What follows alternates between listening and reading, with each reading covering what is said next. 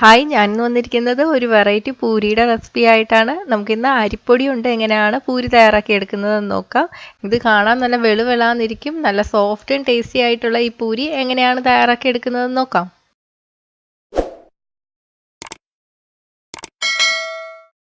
ആദ്യം നമുക്ക് ഇതിന് വേണ്ടിയിട്ടുള്ള മാവ് കുഴച്ചെടുക്കാൻ വേണ്ടിയിട്ട് വെള്ളം തിളപ്പിച്ചെടുക്കാം.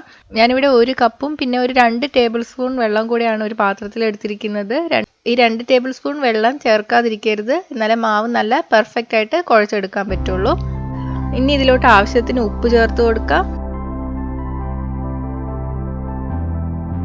1 ടീസ്പൂൺ എണ്ണ. ഈ വെള്ളം നന്നായിട്ട് തിളച്ചു വരണം. വെള്ളം തിളച്ചു വരുമ്പോൾ തീ സിമ്മിലോട്ട് ഇടാം. എന്നിട്ട് ഇതിലോട്ട് നമുക്ക് പൊടി ചേർത്ത് കൊടുക്കാം. പത്തിരിപ്പൊടിയോ ഇടിയപ്പത്തിന്റെ പൊടിയോ എടുത്താൽ മതി. നന്നായിട്ട് മിക്സ് ചെയ്ത് കൊടുക്കണം. നന്നായിട്ട് മിക്സ് ചെയ്തെടുത്തതിന് ശേഷം തീ ഓഫ് ചെയ്യുക. എന്നിട്ട് ഇത് അടച്ചു വെക്കാം. ഇതിപ്പോൾ നല്ല ചൂടിലാണ് ഇരിക്കുന്നത്. കുറച്ചൊന്ന് ചൂട് മാറുന്നത് വരെ അടച്ചു വെക്കാം. ഇപ്പൊ ചൂട് കുറച്ചൊന്ന് കുറഞ്ഞിട്ടുണ്ട്. ഞാൻ മാവ് വേറൊരു പാത്രത്തിലോട്ട് മാറ്റിയിട്ടുണ്ട്. ആ പാത്രത്തിലിട്ട് കുഴച്ചെടുത്താൽ കുറച്ചും കൂടെ ചൂടായിട്ട് തോന്നും. അപ്പോൾ ഇതുപോലെ പരന്നൊരു പാത്രം എടുത്താൽ നമുക്ക് കുഴച്ചെടുക്കാനും എളുപ്പമായിരിക്കും. ചെറിയ ചൂടുള്ളപ്പോൾ തന്നെ നമ്മൾ കുഴച്ചെടുക്കണം. കുഴച്ചെടുക്കാൻ നേരത്ത് കൈ നമുക്ക് ഇടയ്ക്ക് പച്ചവെള്ളത്തിൽ ഇങ്ങനെ മുക്കിയതിന് ശേഷം കുഴച്ചെടുക്കാം. അപ്പോൾ ചൂട് അത്ര തോന്നില്ല. നന്നായിട്ട് കുഴച്ചെടുക്കുക. നല്ല സോഫ്റ്റ് ആയിട്ട് വരണം. ഇപ്പൊ കുഴച്ചെടുത്തിട്ടുണ്ട്. ഇനി നമുക്കിത് ചെറിയ ഉരുളകളാക്കി മാറ്റാം. നമ്മൾ പൂരിയാണ് ഉണ്ടാക്കുന്നത്. അപ്പൊ അത്ര വലിയ ഉരുളകൾ വേണ്ട, ചെറുതായിട്ട് തന്നെ ഉരുട്ടിയെടുക്കാം.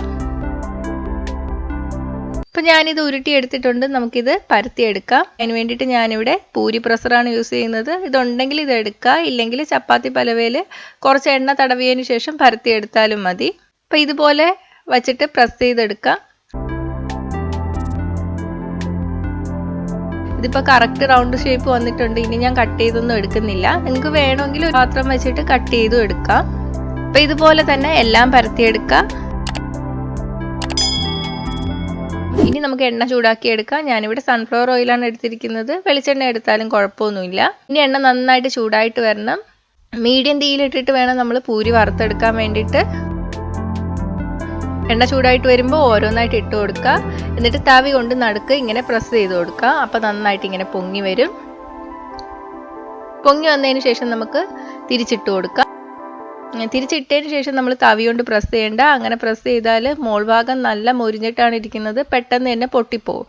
അപ്പം അകത്തോട്ട് പെട്ടെന്ന് എണ്ണയും കയറും. അപ്പം ഇത് റെഡി ആയിട്ടുണ്ട്. നമുക്കിത് കോരി മാറ്റാം. ഇതുപോലെ തന്നെ ബാക്കി പൂരി ഉണ്ടാക്കിയെടുക്കാം.